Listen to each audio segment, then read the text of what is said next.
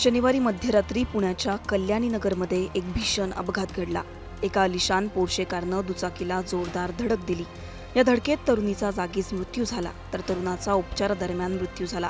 अनिश औधिया आणि अश्विनी कोस्टा अशी या मृत तरुणांची नावं।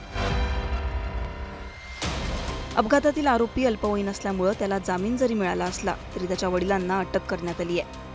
या अपघातामध्ये मृत झालेली तरुणी अश्विनी कोस्टा ही मूळची जबलपूरची। पुण्यातल्या वाडिया महाविद्यालयात तिने शिक्षण घेतलं। ती एक इंजिनियर असून पुण्यात नोकरी करत होती।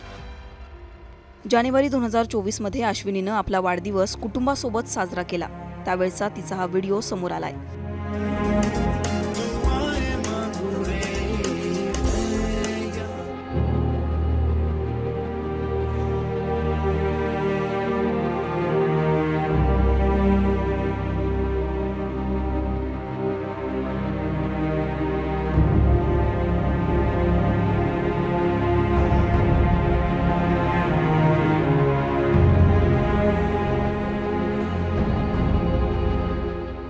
आपल्या कुटुंबासोबत अश्विनीनं साजरा केलेला हा गोड क्षण कॅमेऱ्यात जरी कैद झाला असला तरी अश्विनीसाठी तो मात्र शेवटचा ठरला।